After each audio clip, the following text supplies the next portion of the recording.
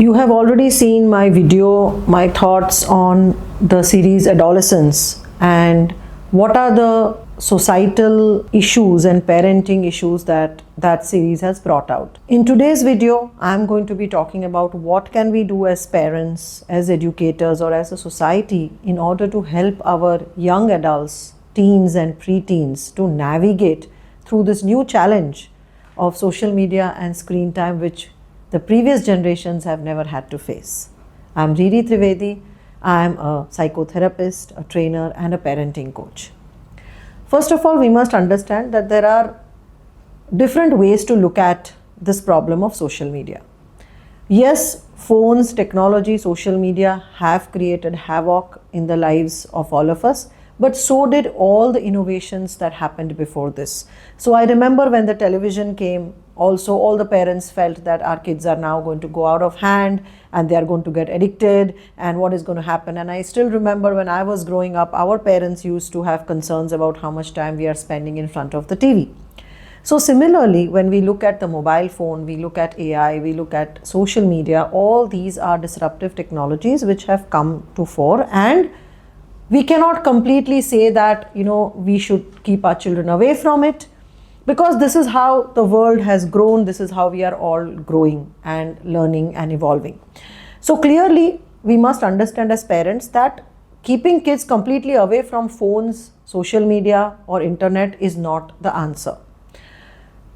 Most importantly, this is not the answer because if as a society or as a country, if we do not have any rules and regulations around it, and if only one family or you as a parent decide that you don't want to give a smartphone to your child under 16, your child is definitely going to feel left out. Your child is going to be isolated by the friends who have smartphones. And this is going to cause a different kind of bullying and peer isolation, which could be as bad as what your child might face on social media. So unless and until we as a society and a community do not ban social media or do not have certain guidelines, as individual parents, it is very hard to enforce a hard ban, because your child will then learn to lie, deceive, and go and find other ways and means to connect to social media. And now it will become more attractive when it is not allowed. So we must look at it with a sense of balance. First, let me talk about the bullying, which is a big part of what was discussed in adolescence. Yes, cyberbullying is real, and physical bullying in schools and in colonies or neighborhoods is also very real. So we must watch out and have a talk with our children about bullying. So children should recognize what is bullying, and if they are being bullied, they should be encouraged to come and talk to you. The bullying could be name calling, body shaming, isolating, humiliating, etc. And this is very common in schools, but I think as parents, we all have to approach the school authorities if such bullying is happening. Thankfully, my kids went to a school where bullying was looked at very seriously, and even when we took admission in the school, we had to sign that if our child was caught bullying, with immediate effect, the child would be asked to leave the school. So the school authorities, of course, have a big role to play, and if they have strict policies about bullying, this is one big thing that schools can handle.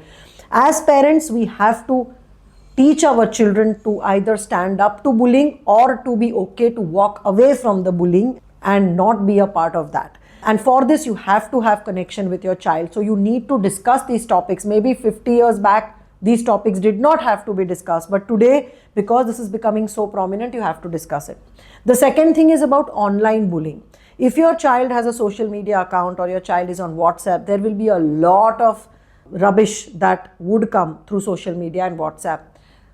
If your child is under 14, you have a good connection, then it is a good idea to monitor their social media activities, because again, do not monitor from the point of view of distrust. So you don't have to monitor and tell the child that I need to monitor and snoop over you and I want to know what you're doing, etc. But you need to monitor with the attitude of a genuine concern of the child's security. So engage, involve the child, explain to the child why you need to monitor the social media activity, and then do that. So child doesn't feel that he or she is being spied upon, and at the same time the child understands the reason. I would always encourage that do not allow children below 14 to lock their phones, because teenagers need space, so they do need privacy. They don't want you to see what they are talking with their friends, because they do have certain talks and conversations they don't want parents to have privy too. But at the same time, it depends from child to child. There is no fixed age, but Till the point where you feel that your child is responsible enough, your child will flag these concerns, and if you feel that your child does understand the risk, then you can slowly start giving the child more independence with the phone. But till then, you should be monitoring what the child does on social media. For children below 12, you should have parental controls. You should make sure that all the devices that the child has access to has the parental control switched on. You must also monitor their browsing history. So from that, you will know what the child has been looking on social media. Again, the most important part, even before you do all this, is engage the child, enroll the child, let the child know what are your concerns, what the environment is like, and why are you insisting on doing this. Tell the child this is for the child's own protection and safety and mental health. So do not do it with the sense of showing your power or control, but do it from the perspective of supporting the child to be out in the world of social media so that the child doesn't get crushed or doesn't get hurt. As far as the whole content of social media goes, yes, personally, I don't think we need to, familiarize ourselves with all these terms and all of that parents are doing right now. I don't think that helps. The only thing that helps is building a strong connection with your children. So even after 16, once your child has a phone and does not have, you don't know the password, the child has their own social media account of which you have no access to, you may be blocked from those, they may have multiple accounts which you don't know of. This generation is a digital native. So remember, there will always be 2 steps ahead of us when it comes to technology and social media. So there is no way that you as a parent can really outsmart them as far as technology and social media goes. So the only strategy, according to me, is to again have an open, honest conversation periodically with your teenager on what are the things that are happening, what are the things that can go wrong, and how he or she can do something about it. There are a couple of clear signs that you need to watch out for in your child to see whether the child is being affected because of social media or not. One is if the child goes through a lot of mood swings, because browsing on social media creates a very big dopamine high, and after a very high dopamine, there is always bound to be a dip where the child will feel completely low on energy, sad, depressed. So watch out for mood swings. If your child is constantly comparing himself or herself, feeling not good enough, having body image issues, also watch out for that and have a discussion on that, because these are all the outcomes of social media comparisons. The third is if your child spends a lot of time alone and is becoming excessively protective about the phone and very, very paranoid about who is seeing the phone. So again, watch out for these signs, because this might be a sign that your child is trying to hide something or there is something of concern. Also watch out for signs if your child has completely cut out on all physical activity, if the grades are going down, if your child is not able to concentrate or focus, or if there are sleep issues happening. These are all the signs of phone addiction or high social media usage, which we must look out for. But again, we have to make sure that we have these discussions with our children from early on, so that it doesn't become a confrontation. I would also like to tell parents that if your child you feel is addicted to the phone, then again, talk to the child about the pitfalls of it, have a discussion on it, and agree with the child on how you can work together to de-addict. There are a couple of strategies you can do as a family as far as phone usage is concerned. Have a no phone zone in your house. So there could be a dining area or a living area where all of you sit for your meals or for breakfast or evening chat, where everybody has to deposit a phone, and that 1 hour should be a no phone zone. Secondly, try to include more physical activities as a family so that in that time you don't have to keep using the phone. Thirdly, try to have a central charging station in the house where all the phones are charged there and they are kept away from the bed. Again, share the information with your children on how this is harmful for sleep and for the brain development. So have a central charging station as much as possible, and also as a family agree that there will be certain times during the day when you will not use the phone. Try and do a screen time competition, so you can track your screen times, and whoever has the least screen time in that week can be the winner and can get some reward, or can be done something special for that. So again, have a healthy competition of reducing your screen time. I would say to parents, first do all this yourself, because if you are all the time on your phone, there is no way that you can convince your child to not use the phone and to not use social media. So work together with your family. As a family, come up with the solutions. As a family, discuss the problems and consequences, and as a family, agree what you want to do. Remember, children may not comply so easily as you, because they are still at a phase where they are very curious, their brains are like sponges, they want to know everything, absorb everything, so they will take time, but be patient, be consistent. And as a family, please do these things versus you against me. I hope that this helps.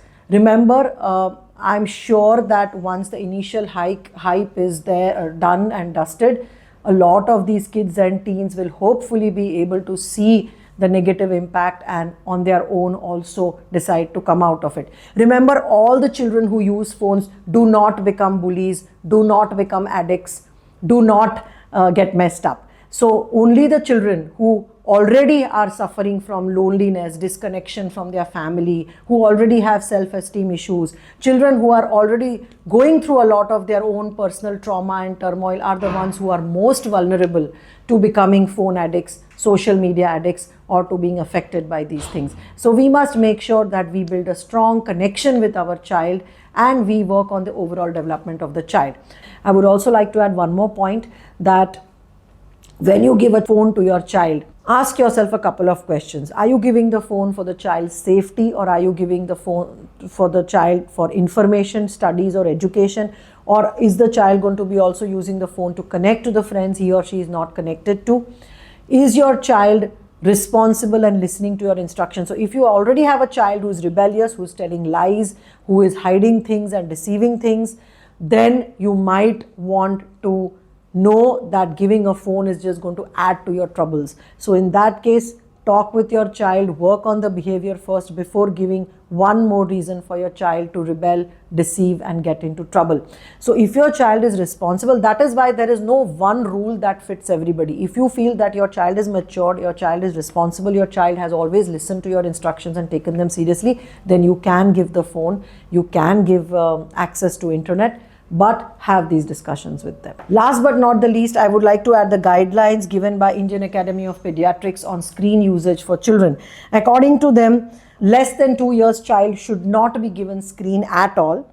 2 years to 5 years, the child should have maximum 1 hour of supervised screen time, not continuously, but in blocks of 20 minutes or 30 minutes each, coupled with at least 3 hours of physical activity off and on. 5 to 10 years old children can have maximum 2 hours of online work or phone usage, coupled with minimum 1 hour of physical activity.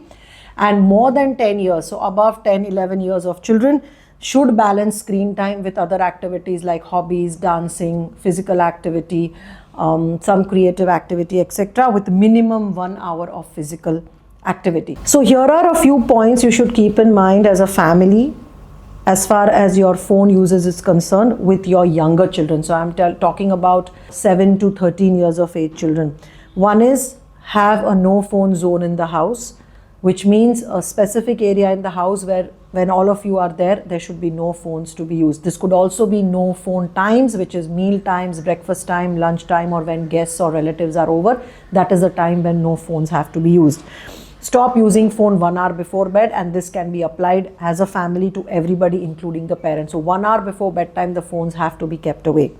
Third is, do not charge your phones where you sleep. So have a central charging space for all the phones of the family members where they can keep the phones for charging.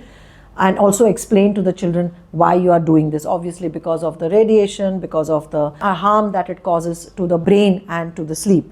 Also, please make your children aware, especially the younger ones, to not share any personal information on the phone, which is name, address, telephone numbers, etc. So no sharing of personal information.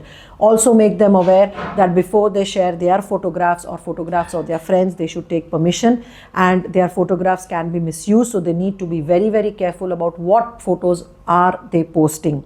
You should also talk about digital footprint that we leave on our phones and on social media. So children should be made aware that whatever sites they are visiting, whatever content they are consuming is giving an idea to these companies about what they want, and then the algorithms are making sure that they're only fed that information. So what your child is seeing is manipulated. There are many, many more different perspectives, but the child is not going to be able to see that because of the way the social media is manipulated. So have a discussion with your child about this as well.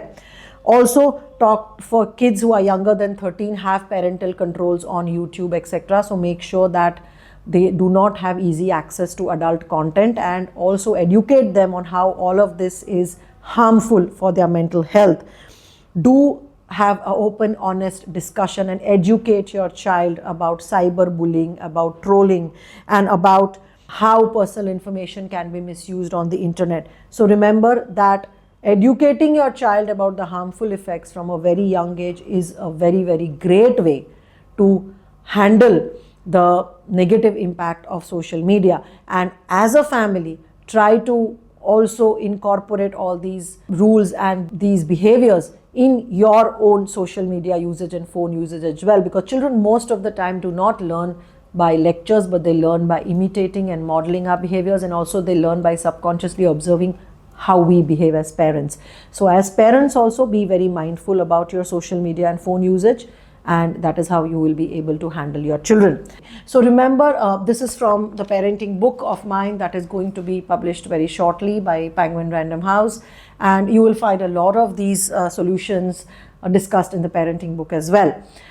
I hope this video was useful. Keep these guidelines in mind. As parents, the only thing we can do is be there for our child, be aware and mindful of the changes that our children are going through, and make sure that we support them through this journey. Remember, the phone, the social media or internet is not the culprit, but how it is being used by our children and what is being given to them is the problem. Once we handle that well, or we equip our children to handle that well, we will not be having so many problems.